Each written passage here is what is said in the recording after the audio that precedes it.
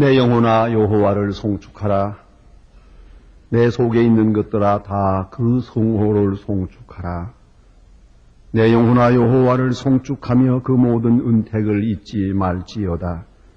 저가 내 모든 죄악을 사하시며 내 모든 병을 고치시며 내 생명을 파멸에서 구속하시고 인자와 긍휼로 관을 씌우시며 좋은 것으로 내 성원을 만족해 하사 내 청춘으로 독수리같이 새롭게 하시는도다. 하나님은 영이시니 예배하는 자가 신령과 진리로 예배할지니라. 아멘.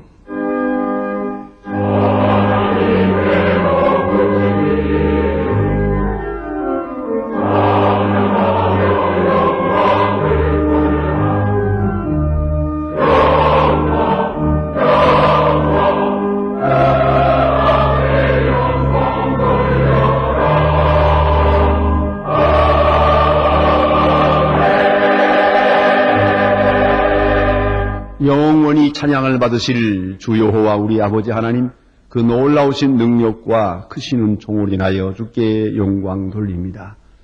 죄와 사망에서 우리를 건지신 주 예수 그리스도의 구속의 은혜를 길이길이 찬양하옵고, 오늘도 우리와 함께 하시며 날마다 새롭게 하시는 성령의 교통하심을 인하여 찬송을 부릅니다.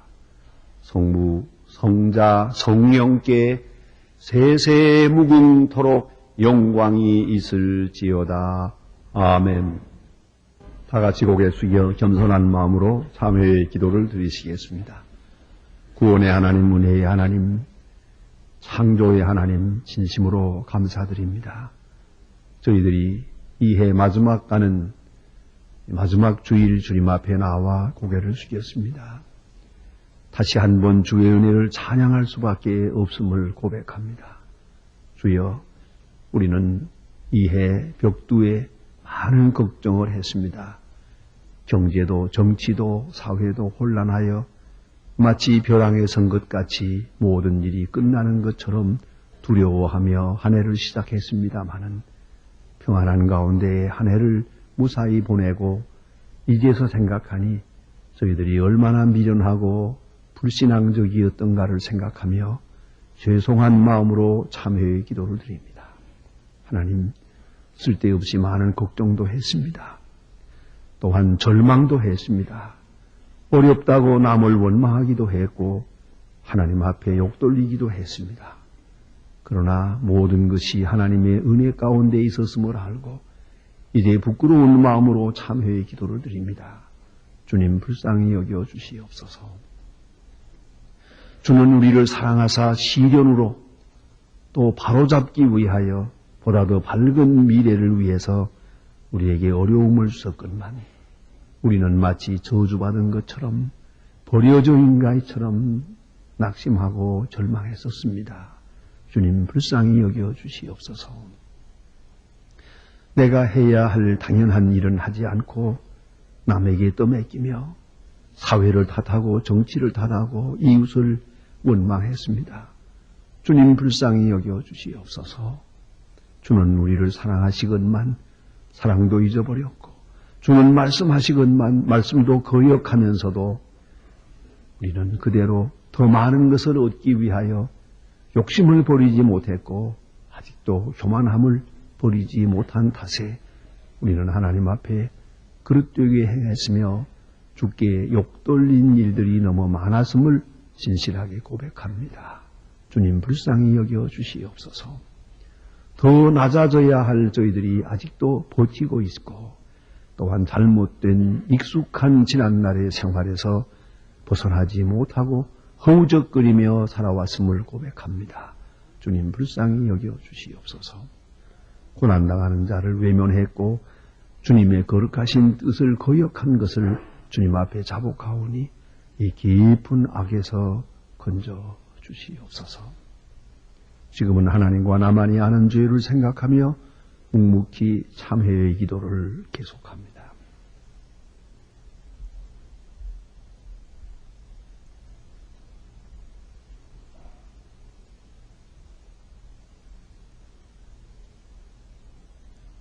그의 죽으심은 죄에 대하여 단번에 죽으심이요 그의 살으심은 하나님께 대하여 살으심이니 이와 같이 너희도 너희 자신을 죄에 대하여는 죽은 자요 그리스도 예수 안에서 하나님을 대하여는 산 자로 여길지어다. 그러므로 주 예수 그리스도 안에 있는 자에게 결코 정죄함이 없느니라. 아멘. 오늘 아침에 우리에게 주시는 하나님의 말씀은 신약 성경 마태복음 25장 23절로 30절 말씀입니다. 신약 성경 44면입니다. 44면 마태복음 25장 23절부터 봉독하게 되겠습니다. 이 계시의 말씀을 봉독할 때에 살아계신 하나님의 음성을 다 함께 들으실 수 있기를 바랍니다. 그 주인이 이르되 잘하였도다 착하고 충성된 종아 내가 적은 일에 충성하였음에 내가 많은 것으로 내게 맡기리니 내 주인의 즐거움에 참여할지어다 하고 1달란트 받았던 자도 와서 가라되 주여 당신은 굳은 사람이라 심지 않은 데서 거두고 해치지 않은 데서 모으는 줄을 내가 알았으므로 두려워하여 나아가서 당신의 달란트를 땅에 감추어 두었었나이다. 보소서 당신의 것을 받으셨나이다.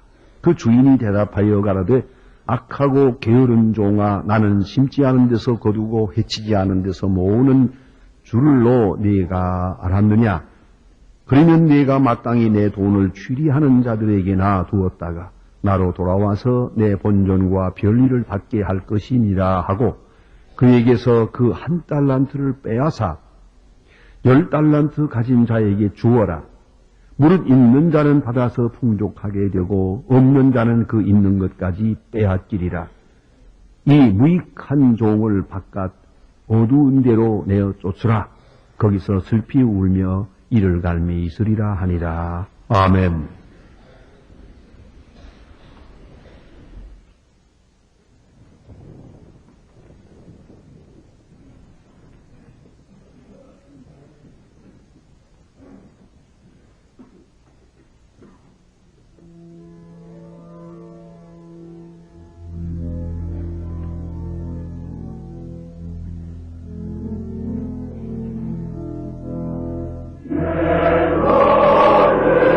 내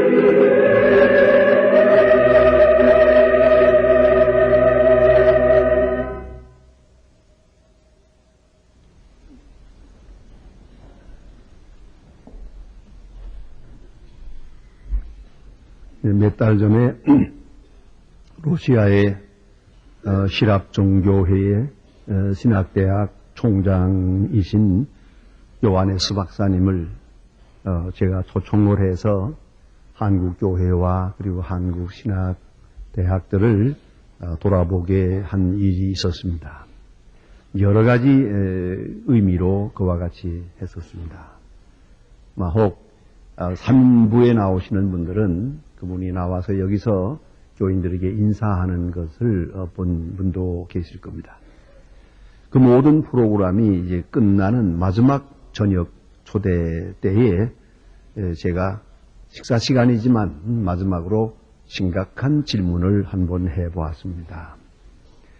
그처럼 기독교 문화로 꽉 차 있는 러시아가 어떻게 돼서 공산주의의 지배를 받게 되었는지 그것이 알고 싶다.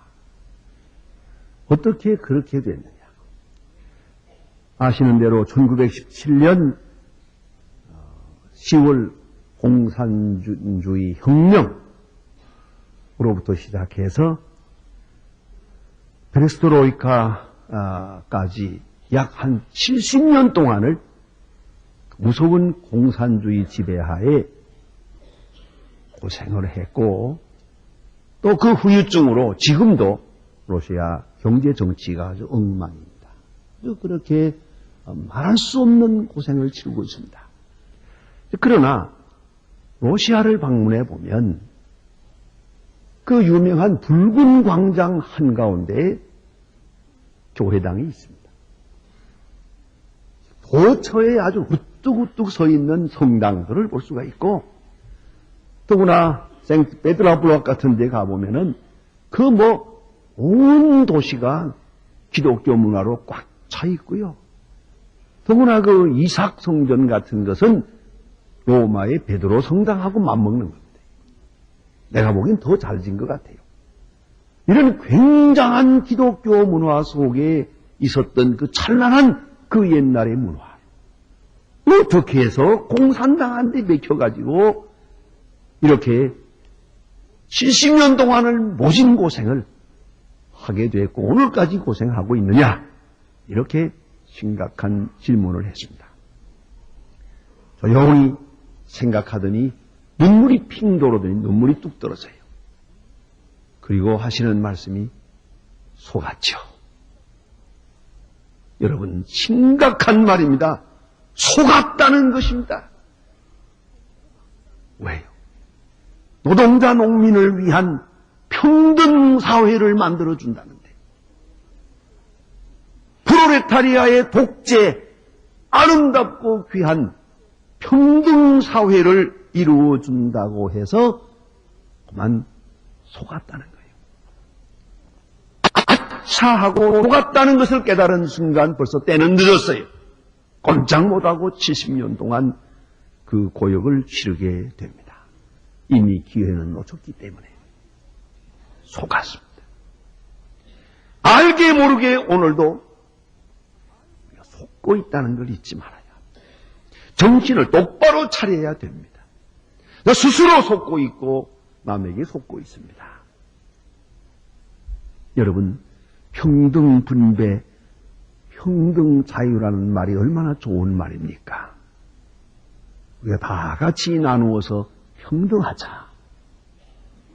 이렇게 빈부 차이가 많고 계급 차이가 많고 신분 차이가 많은데 평등하자. 얼마나 좋은 얘기입니까? 그러나 정의와 진리와 신앙이 없는 평등이 얼마나 무서운 일인지를 몰랐거든요. 정의가 없는 평등이 혁명이요. 진리가 없는 바로 폭등이 말이에요. 이것이 멸망으로 치닫는 길이라는 것을 우리는 잊어서는 안 됩니다. 이건 제도로 해결될 수 있는 이야기가 아닙니다.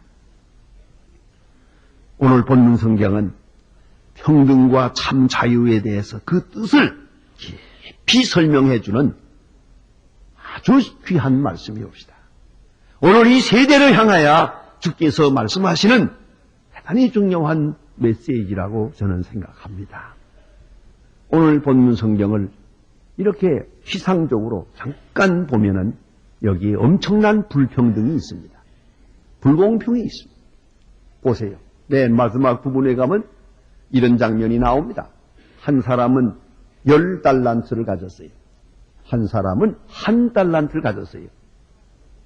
자, 예수님의 마음 같아서는 어때야 되겠습니까? 야, 너가 많이 가진 거 나누어 주어라.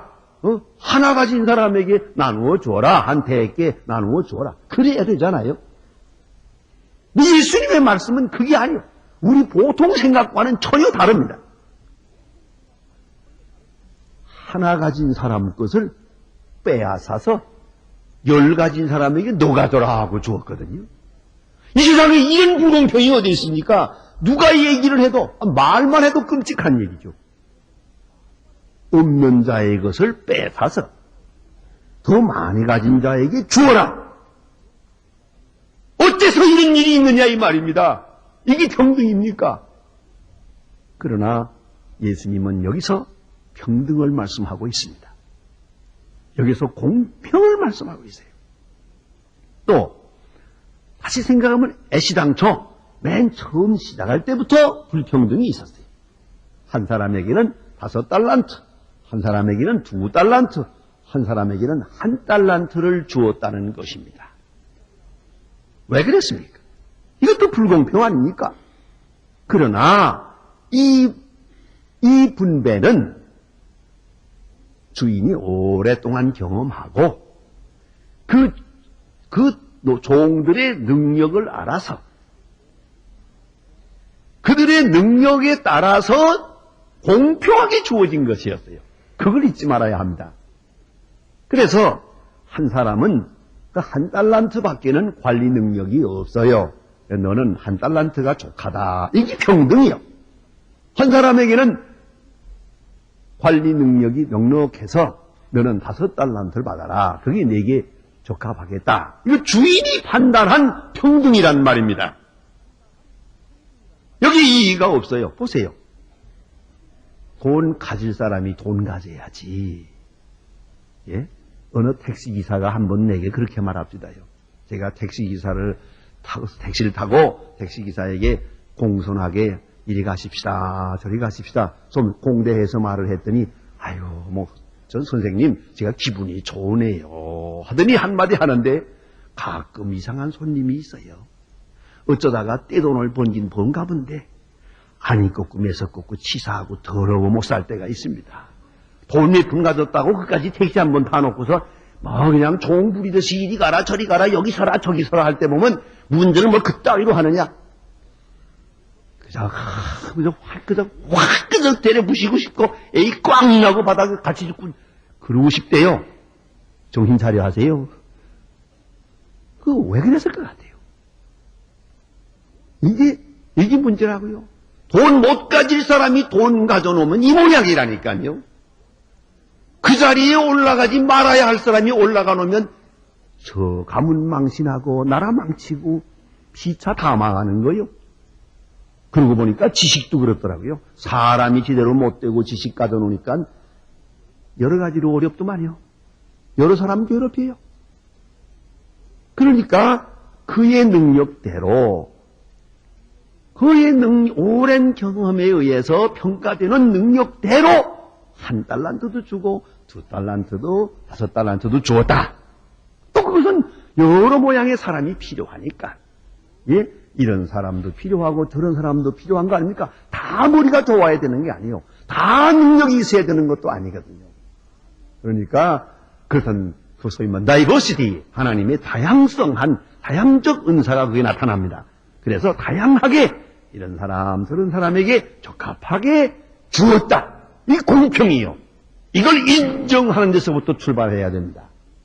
자, 이제 가만히 생각하면 좀 하나님적 불공평하게 여겨질 때도 있습니다. 왜냐하면 어떤 사람은 브레치가 너무 재주도 여러 가지가 있어요. 그 사람은 남은 한 가지도 없는데 여러 가지 재주가 있고, 어떤 사람은 또 이것도 없고 저것도 없고, 그러나 잘 보면 또 뭐 하나 있긴 있더라고요. 있어요. 이걸 이제 발견하고 그걸 바로 포착하고 그것을 소중히 여겨야 됩니다. 그런데 오늘 여기서 보면 이런 불공평이 있는가 하면 또 공평한 것도 있습니다. 공평을 보세요. 문제는 주인과 종의 관계입니다. 어차피 종은 종입니다. 뭐 종이 주인이 되는 게 아닙니다. 주인 앞에 종이요. 종으로서 많이 가졌든 적게 가졌든 상관할 거 없어요. 문제는 신분이 끝까지 종이라는 거. 그건 똑같은 거죠. 또 하나는 맡겨졌다는 것입니다. 자기 것이 아닌 주인의 것을 임시로 맡았어요. 여기에 맨데이트가 있는 것이요. 위임받은 것이요. 잠깐 동안 재산을 관리할 수 있도록 이렇게 위임받은 것이다. 그게 맡겼다는 게 바로 그런 의미를 가집니다. 그런 의미에서 공평합니다. 그런데 재능대로 그가 가진 재능대로 재능에 적합하게 적당하게 정말로 공평하게 외적으로 공평한 게 아니에요. 내적으로 아주 실질적으로 공평하게 주어졌다. 이게 중요한 것이고요. 또 그런가 하면 기회가 평등하게 주어집니다. 주인이 잠깐 타국에 가면서 그에게 맡깁니다. 그 자율적 기간이 주어집니다. 이 그간에는 얼마 동안 주인이 간섭하지 않을 거예요. 뭐 아침에 일어나라 저녁에 자라 뭐 그 말도 안 할 거예요. 내버려 둘 거예요. 달란트를 주고 나서는 주인은 가버렸으니까 얼마 후에 오겠죠. 그 기간 동안은 자율적 기간이라는 것이 공평하게 주어집니다. 이게 중요한 것이에요. 이 자율기간. 이걸 어떻게 사용하느냐가 중요하죠. 꼭 제도에 매여서 뭐 가라 와라 뭐 그런 정도는 그건 충성이 될 수가 없습니다. 그저 상관없이 난 나대로 내 할 일을 할 뿐이요. 그러한 기회를 주었어요. 미안한 얘기입니다만 제가 젊었을 때 미국에서 공부할 때 말입니다. 미국은 방학이 깁니다. 3개월이나 돼요. 여름방학은 방학이 많아요 도대체. 노는 날이 많습니다. 그런데 이 여름방학 동안 저는 한 번도 방학을 하고 쉬어본 일이 없어요. 얼마나 귀한 시간을 냈고 얼마나 귀한 장학금 받아가지고 공부하는데 이 3개월 동안을 멍청하게 놀아요? 아니죠. 제가 공부 끝날 때까지 그 가까운 옆에 있는데 라스베가스를 한 번도 안 가서요. 유혹은 받았지요. 자동차도 있겠다. 그저 뭐 갔다 오면 되지만 아니 저건 내게 갈 곳이 아니다. 왜요? 여름방학 동안에 계속해서 도서관에서 공부했더니 공부하는 학생이 둘밖에 없어요. 그 사람하고 나하고 3개월 동안 지냈다고요. 그걸 그분들이 다 알고 있었어요. 교수들이. 그래서 저 얼마 전에 그 학교로부터 The Man of the Year 프라이즈를 받을 때 그 뭐 상을 받을 때 그 학교를 빛낸 동창이라 그래가지고 뭐 상패 하나 주더만요. 그런데 그걸 주는 이유 중에 하나가요. 여기 와서 공부할 때 여름방학에 공부했다고 그러더라고요. 그때 모범생이었기 때문에 준다 이거예요. 그때 빈둥거렸으면 아무리 지금 뭘 해도 안 돼요. 그거는 모범생이 못 되니까. 자, 자율성이라는 게 중요한 거예요. 뭐 가라 와라 거기에 매이는 건 충성이 아니죠. 할 수도 있고 안 할 수도 있을 때 내가 하는 거죠. 누가 뭐라고 해서가 아니라 그게 바로 진정한 충성이 아니겠어요? 그게 문제가 있는 것이요. 자, 이 주인이 원하는 충성이 무엇이었던가 보세요. 그것은 틀림없이 양적인 것이 아니고 질적인 것이요. 생산적이고 자발적이고 자원적 충성을 요구하고 있어요. 여기서 뭐 얼마를 남겨라, 뭘 해라 그 말이 없어요. 자율적 충성을 요구합니다. 여러분 우리가 쓰는 말 가운데 요새 많이 쓰는 서비스라는 말 있죠. 옛날엔 일본말로 할 때는 서비스, 요새는 서비스. 서비스가 문제죠. 서비스 개념이 문제예요. 그러니까 어느 정도의 수준에 있느냐, 서비스 정신이. 그게 문제인데 이것처럼 아름다운 얘기가 서비스. 좋은 말이죠. 그러나 여기 수식어가 붙어요. 립 서비스. 말만 하는 거. 말만 충성이에요. 예. 말만 봉사한다고 하는 게 없어. 도대체가. 그런가 하면 이어 서비스. 또 귀로 봉사합니다. 언제나 그저 듣기만 하고 그저 예예 하는데 하는 일은 없어요. 가장 무서운 건 아이 서비스. 사람 보는 데서는 잘하는 척하고 안 보는 데서는 없어요. 이렇게 눈치 보는 서비스. 이거 참 괴로운 거예요. 이거 참 문제란 말이에요, 이게. 자, 서비스는 좋은데, 립 서비스, 이어 서비스, 아이 서비스. 이건 충성이 아니에요.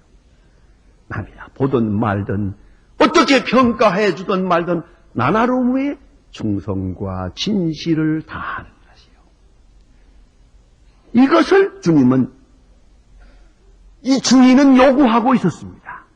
그래서 착하고 충성된 종은 그 자율적인 기간에 열심히 스스로 일을 해서 능력대로 2달란트 받았던 사람 2달란트 남겼어요. 5달란트 남겼더라고 말입니다. 그런데 이 사람들은 주인이 칭찬합니다. 적은 일에 충성했다. 뭐 별로 큰 일 아닌데 적은 일에 충성을 다했으므로 내가 큰 일을 맡기리라 하고 말씀하십니다. 아주 참 귀하고 복된 시간이에요. 그런가 하면 한 사람 문제입니다. 이 사람은 1달란트 받았다가 1달란트를 땅에 묻어두었다가 도로 가지고 와서 이거 주인의 것입니다 하고 내놓습니다. 그래서 이 주인은 말씀하시기를 악하고 게으른 종이라고 합니다. 나는 게으르다는 말은 인정하겠어요. 그러나 악하다는 말은 좀 못마땅해요. 본전 잘라먹는 사람도 많은데 그 본전 가지고 왔으면 그만하면 괜찮지. 요새 같으면 이만하면 훌륭한 사람이에요. 본전. 그런데 주인은 아니요. 이건 악하다고 책망을 하십니다. 그건 왜냐하면 이 사람은 비생산적이고 비능률적이었기 때문이에요. 왜 이렇게 됐을까? 모름지기 질투하는 마음이 거기에 있었다고 개재되었다고 생각되기도 합니다. 세상에 이 질투라는 말은 참 무서운 말입니다. 모든 죄가 질투로부터 오기 때문이에요. 왜 다른 사람은 5달란트 주면서 나는 1달란트, 이거 창피해 못 살겠다 이거예요. 나 이거 정말 부끄러워. 화가 난 거예요. 질투요. 예일대학 심리학 교수인 피터 살로비라고 하는 교수님은 범죄의 20%가 질투에서 비롯된다 그랬고요. 또 그레고리 화이트 박사라고 하는 분은 질투 인상학, 클리닉 오브 젤러시라고 하는 책을 썼습니다. 그 책에서도 말합니다. 부부관계, 이혼되는 거, 복잡한 문제 30%가 질투라는 거예요. 여러분, 이 사업도 질투 때문에 실패하는 걸 아십니까? 우리가 흔히 말하는 무한 경쟁이라고 합니다만 이 경쟁이라고 하는 것이 사람을 병신 만드는 거예요. 경쟁하는 동안에 내 페이스를 잃어버려요. 도덕성도 잃어버려요. 더구나 허약한 체질이 경쟁을 하게 되면 죽어요. 자기 능력을 잃어버리기 때문에 이걸 잊지 말아야 합니다. 언제나 바로된 인간은 자기 존재와 수직적 관계, 하나님과 나와의 관계를 크게 여깁니다. 남이 뭐라고 하든 말든. 그러나 시원치 않은 사람은 옆 사람 말이에요. 이 수평적 관계에 신경을 많이 써요. 남들이 뭐라고 하나, 체면이 어떤가, 이거 생각하다가 골병 드는 거예요. 정신병자가 따로 없어요. 이렇게 될 때 사람 병신 드는 거예요. 그걸 알아야 합니다. 남이 어떻게 한다, 여기에 끌려다니지 마세요. 남 같이 하려고 그러지 마세요. 근데 이 사람이 다른 사람 높이 평가받고 자기 낮게 평가되는 데 대해서 불평했어요. 또 주인의 그 자기 재능 평가에 대해서 불만이. 왜 하필은 나를 1달란트밖에 관리할 능력이 없는 자로 평가했느냐는 거죠. 이걸 수용할 마음이 없었어요. 그래서 주인에게 화를 내고 있어요. 그래서 본문에 보면 책임을 주인에게 전가합니다. 주인은 심지 않은 데서 거두고 해치지 않은 데서 모으는 분인 줄 알았기 때문에 주인의 것을 땅에 묻었다 가져왔나이다. 당신의 것을 받으소서. 못되세요 하죠. 그렇게 불평을 하지 않습니까? 주인에게 책임을 돌려요. 이런 재미있는 우화가 있습니다. 요새 그 닭하고 개하고 둘이 싸움을 벌였답니다. 개가 닭 보고 하는 말이 너는 아침에 꼭 하고 울어서 주인을 깨워드려야 되는데 요새 왜 이렇게 침묵하고 있냐? 울질 않냐? 또 닭은 말하기를 너는 주인을 지키느라고 멍멍거리고 짖어야 되는데 요새 왜 벙어리개가 됐냐? 서로 다투다가 달림에게 재판을 청했대요. 그랬더니 달림이 물기를 닭 보고 너 왜 요새 꼭 하고 울지 않느냐? 아 그거야. 주인이 사명종을 놓고 쉬기 때문에 내가 깨울 필요가 없습니다. 주인이 원하는 시간에 다 깨니까 내가 울 필요가 없어서 그렇습니다. 개 보고 너는 왜 이렇게 멍멍 짖지 못하냐? 그러니까 저희는 도둑을 지키는 게 목적인데 도둑이 집안에 있기 때문에 주인이 도둑이라서 뭐 짖을 필요가 없게 됐습니다. 저들도 할 말이 있더라고요. 여러분 꼭 남에게 책임을 돌리는 것. 그것이 바로 불충성이었어요. 그리고 오늘 본문에 보면은 두려워하여 그랬습니다. 주인을 두려워하고 또 처벌을 두려워하고 손해볼까 두려워했죠. 전 늘 생각합니다. 만일에 이 사람이 한 달란트를 홀랑 잃어버리고 와서 주인에게 엎드려서 주인이여 주인이 나를 보신 바와 같이 처음부터 나는 시원치 않은 사람이었습니다. 내 딸이는 수고를 했습니다마는 홀랑 잃어버렸습니다. 어떡할까요? 죄송합니다 했더라면 제가 생각하건대는 주인이 꼭 그랬을 것만 같아요. 10달란트 가진 사람 보고 야, 그 5달란트만 이 사람 주어라. 좋아요 게임. 꼭 그랬을 것 같아요. 이 사람이 이걸 땅에다 묻어놨다가 본전치기, 이 본전치기 가지고는 안 통해요. 하나님은 그걸 용납하지 못했어요. 그리고는 여기 보니까 있는 자에게 더 주라. 이거는 평등이 아니지 않습니까? 그러나 능력을 인정했습니다.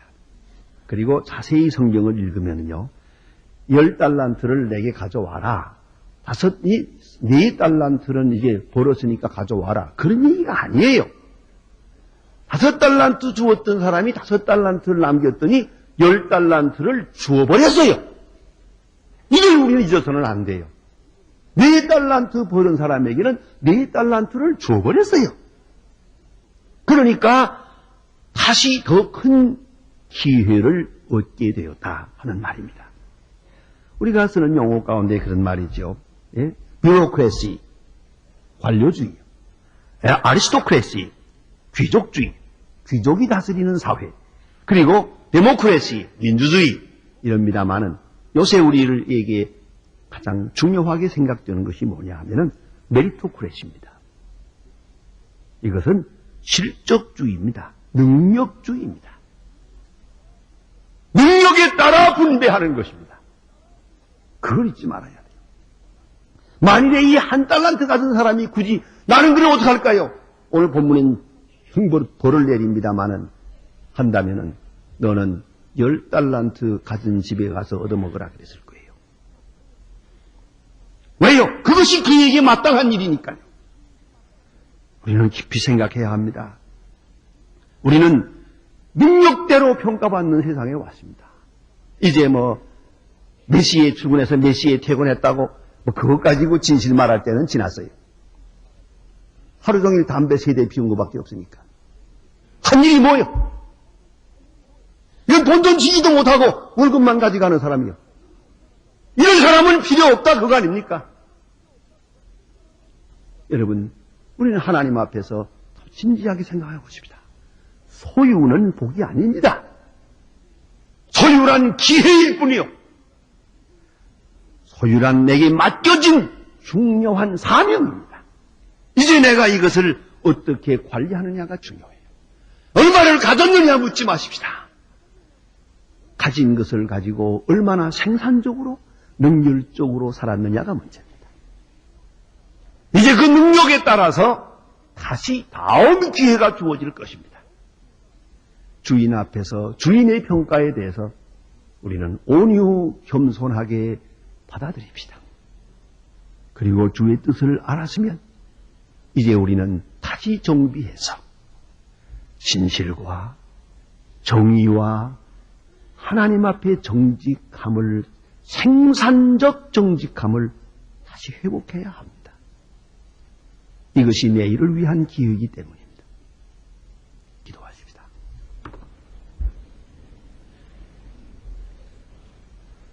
하나님 아버지, 금년 한 해를 보냅니다. 주는 이 어려운 세대를 통해서 우리에게 계속 말씀하시고 재촉하고 계시건만 우리 어둠하고 미련해서 그 뜻을 다 깨닫지 못하고 그저 원망과 불평에서 그 많은 세월을 보냈음을 용서하여 주시옵소서. 주께서 우리에게 얼마를 주셨든지 그것이 내게 주어진 분복인 줄 알고 이제는 충성과 진실을 다해서 주님을 기쁘시게 해드리고 다시 더 큰 기회를 주로부터 부여받는 주님의 사람들 되게 하여 주시옵소서. 예수님의 이름으로 기도합니다. 아멘. 지금은 우리를 구원하신 주 예수 그리스도의 은혜와 역사의 주인이신 아버지 하나님의 사랑과 우리로 하여금 충성되게 하시는 성령의 감화 감동하심이 모인 중에 이제와 영원토록 함께 계실지어다. 아멘.